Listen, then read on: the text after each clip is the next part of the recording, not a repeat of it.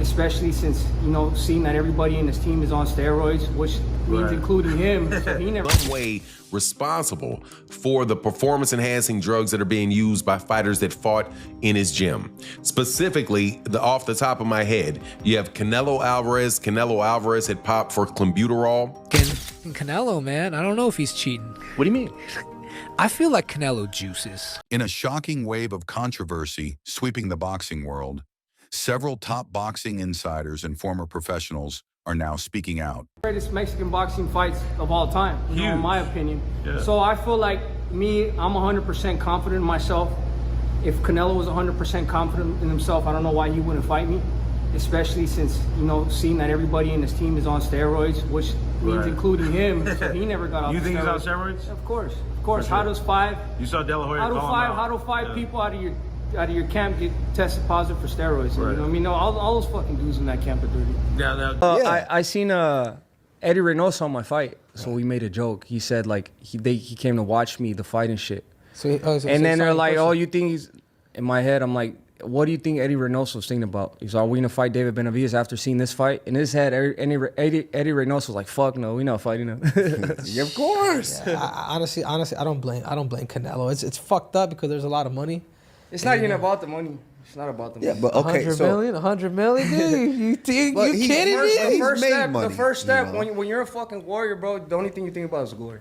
I've never thought about money. I've been smart. I'm negotiating my shit, but it's always a prize, bro. It's always, if I go out there and beat Canelo, bro, I'm a legend. You know what I mean? That I'm gonna live forever in boxing as a legend.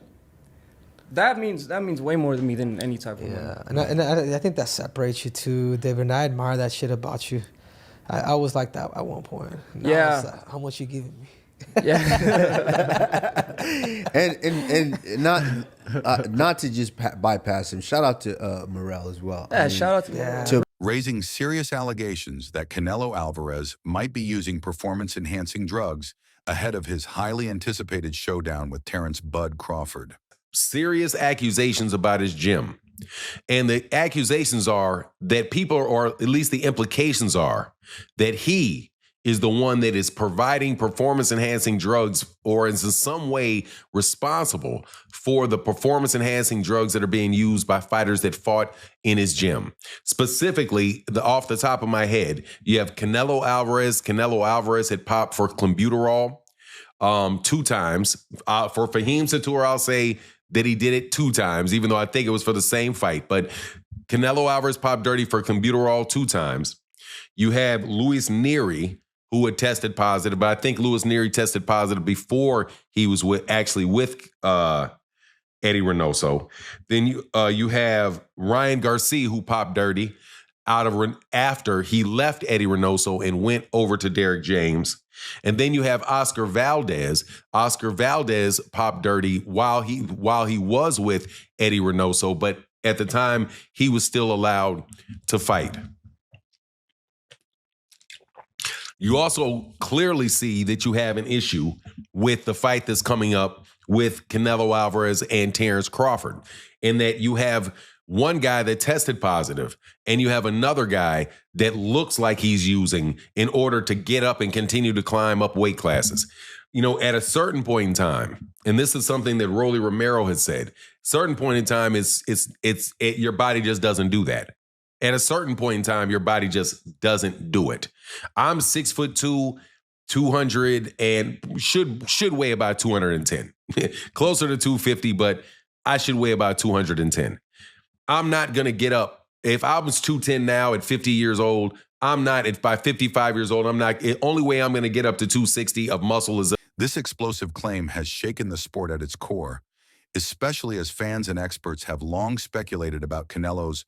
For a 30-year-old, right, you remember, your body grows, men's body can grow in height and length up until to the extreme in your 20s. By the time you're 20, your height and all that stuff is there, right? Your height and your length. In your mid-20s, by the time you're 29, your musculature is pretty much there. It gets harder to gain and put on muscle after 30. So Canelo Alvarez is about to fight a guy that is going to put on 20 pounds of muscle. Dramatic physical transformation, relentless stamina, and unusual power for his size. Canelo, man, I don't know if he's cheating. What do you mean? I feel like Canelo juices. But I'm a Triple G fan, so I'm a say that ahead of time. I just like Triple G. There's a lot of money on the line, and if I could get away with it, I would do it as well. Some tainted beefs. I think, well, he definitely got busted once for something, but it could have been from tainted beef. We don't know. But it also could be that, we should probably leave them the alone and let them do whatever they want to do. Do you want to see Manny Pacquiao fight or not? Right? I want to see him juiced up, fighting at 45 years of age, coming in with a full six-pack. Though the Mexican superstar has denied such allegations in the past. What up, everybody? It's your boy MC from MCTV. I wouldn't be surprised if Canelo Alvarez is on steroids right now as we speak and is going to be fully juiced with something that hasn't even hit the market yet. Think about it. His previous failed drug test for clenbuterol back in 2018 is resurfacing as a key point of suspicion. Critics argue that once a fighter tests positive, it casts a shadow over the entirety of their career. Canelo and Crawford are strictly and consistently doing random VADA testing in order to silence each other's fanbase and their critics ahead of their showdown this September. Now, despite this being a normal thing, the gravity of this fight brings in more attention to their test results, partly due to the fact that suspicion regarding both men have been up as of lately. Namely, Crawford's sudden bulk and jump to 168 and his close relationship with Snack and Victor Conti, and of course the recent PED scandals being associated with Team Canelo, as well as him once testing positive for clenbuterol 7 years ago due to contaminated meat. With that said, both men have been doing random testing since June and will undergo strict and consistent random tests up until they finally meet next month. Now, it's worth remembering that despite all the recent allegations for Canelo and Crawford, both fighters have been consistent. And with Canelo climbing multiple weight classes while maintaining explosive power and speed, eyebrows are once again being raised. What's more, several prominent trainers and fighters, including those from Crawford's camp, There's Canelo, because like I said before, he been putting big guys out and down, and Canelo not even really a 68 pounder. He probably really should be at 60 maybe, and he been hurting these guys. I think he be dropping these guys and things like that. So, and them guys be way bigger than him come fight night. I know that for sure. They be probably close to 200 pounds, and he dropping those guys like that. So, I don't know. It's gonna be a great fight. The fans want to see it. So, so be it. I think Crawford should take a warm up fight. At like 60 or like at least at 60, just to get his body, to feeling of somebody a little bit bigger, and things like that.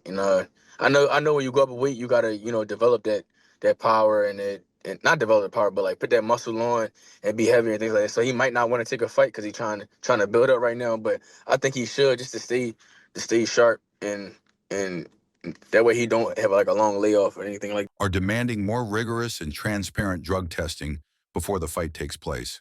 If this fight's going to happen, it needs to be on an even playing field, one coach remarked. People with Canelo before Canelo's last fight, but then after Canelo's last fight, it seems like it's more 50-50 now. So everything is just the build up for that fight is just going to be absolutely magnetizing. Like that fight, it's garnered so much more buzz after Canelo's last fight, and Bud is Bud. He's one of the greatest fighters in boxing history. He is one of the greatest fighters in boxing history. So it's going to be a fight. It's going to be awesome to watch. Have you sparred any of them? I haven't sparred Bud yet. I haven't been in Canelo's camp. I've met Canelo a few times. I love Canelo's team. Canelo's one of my favorite fighters. He's been my favorite fighter for the longest time. But I have to be Team Bud because me and Bud are cool, and I have so much belief in Bud, and I know who he is as a fighter. He is one of the greats. So he could do anything he wants. And being around both of them and seeing how they work and train and things like that, what makes both of them the fighters they are, in your opinion? I've watched Bud, so for Bud in particular, he's calm in everything he does, and that kind of calm is scary to watch because it shows experience. You can see that he's been doing this for decades. You can see it with his shadow boxing. Pointing out that the risk to Crawford's safety should not be taken lightly if PED use is even a possibility. Meanwhile, respected analysts like Teddy Atlas have suggested that Canelo's training footage and physique raise questions, especially considering his tendency to slow down in the later rounds has seemingly vanished in recent bouts. I think Terence Crawford is a marvelous boxer, arguably the best in the world, pound for pound. But can you hurt Canelo? If you can't hurt him, I have no doubt he can outbox him. My issue is, if you can't hurt him, what kind of a challenge can you truly pose? What do you say to that? No, that's a great point. I mean, here's the thing. Canelo Alvarez has a historically great chin. Now, I go back way back when he first came to the United States and started boxing, and he found himself on an HBO pay-per-view undercard years and years ago, fighting against the older brother of the great Miguel Cotto. His name was Jose Miguel Cotto, and he had gotten a ton of hype. He had signed with Golden Boy Promotions, and a lot of those of us in the media, and I had seen him a couple of times before that. This is my first time seeing him in person, really paying close attention, and he almost got knocked out in the first round. And I remember, Stephen A., all of us looking around at Media Row going, what the heck is this all hype about? This man can't take a shot. He's going to get drilled. He was lucky that the fight was over, that the round was over in round one, or there might have been some much more trouble. Stephen A., that was 16, 17 years ago. I've never seen him wobbled, rocked, physically, visibly hurt since then. He has an all-time great chin going in the ring with tremendous punchers. Terence Crawford coming up 2 weight classes, do any damage. Yeah, he's a slick boxer, and he's also a good puncher in the welterweight division, in the junior welterweight division, in the lightweight division. But even at junior middleweight, which is where Terence Crawford had his most recent fight back in August, when he moved up and he won a world title, he didn't blow the doors off. He fought a very tough, solid opponent named Israel Madrimov. He gave him a good fight. It was very close. Madrimov's people seem to think he might have even been able to edge it out. But if you can't hurt an Israel Madrimov at 154, what the heck are you going to do with Canelo Alvarez, the sturdiest guy in the world, at 168? So that aspect of it is certainly a problem. You mentioned about Charlo. Charlo was there to get his check. I know one thing about Terence Crawford. He's not going to just come to turn up to get the check. He'll at least try. And Charlo, I don't think. Fans are split down the middle, with some fiercely defending Canelo's work ethic and others firmly convinced something shady is happening behind closed doors. On social media, hashtags like #Canelo, bullies. It's somebody whose style is based around being the bigger guy, being the stronger guy. But Crawford is a very cerebral, very technical boxer, and I think that's why I'd never really considered this before. But also, I didn't actually realize until I sat down properly and thought about this, just how much weight Crawford has been piling on when he gets into the ring after the weigh-in. And look, these are not numbers that are out of the ordinary, but he's obviously cutting himself down so much in camp from whatever his walking around weight is. And it must be muscle that he's taking off. And perhaps that's why he's only fighting once a year, because there will be some fat, of course there will be, but the dude is not overweight. The dude still looks pretty ripped from what I've seen when he's not in training camp. However, there's not that many photos of him with his top off when he's not actually in training camp. So it's really hard to tell what his body composition is when he's walking around at these big weights. But the fact is, his fight night weight was 169 let's just call it 170 pounds, which is huge, absolutely huge for a 154 pounder, especially. It's just shocked me that he's come up from 135 and now he's still putting on that much weight. He's rehydrating that much at 154. And indeed, to bring us even closer to the modern day, the thing that was posted, and again, this is the second time we've seen this, is why I'm kind of thinking there's a bit of a theme here with Crawford posting his weight when he's not actually in full training camp. On February the 9th, 2025, he posted an Instagram story and he showed himself weighing 186 pounds on a gym scale. Now, that's so much bigger than I imagined Crawford would be. I never thought this guy would walk around at 186 pounds, which for anyone who needs the conversion is just over 84 kilograms. And now look, it's not an unthinkable weight for someone, but for someone who has fought as low as Crawford has, who is generally as lean and as in shape as Crawford is. PEDS and number test Canelo now are gaining traction, with thousands demanding real answers and full VOYDA, Anti-Doping Association, oversight. This controversy comes at a pivotal moment in the sport, as the Crawford versus Canelo matchup has the potential to be one of the greatest cross-division fights in recent history, but only if it's clean and fair. As the boxing world waits for official testing protocols and statements from both camps, the storm around Canelo's reputation grows heavier. If these steroid accusations hold any weight, I'm going with Crawford. You know, typically fighters, you know, they don't want to say who they want to go for because, you know, they don't want to be biased. Yeah. And much respect to Canelo, but I'm going Bud. Is there a particular reason why? Like, you're a guy that's moved up in weight, so you know exactly what it feels like to get hit by these bigger guys. Is that something that's going to play in the back of his head? Like, of course, gotta watch out. It is, but it's not, because at the end of the day, it's not like he just been in there, got in there with somebody bigger than him. He's always probably been sparring with bigger guys. You know what I'm saying? Mm-hmm.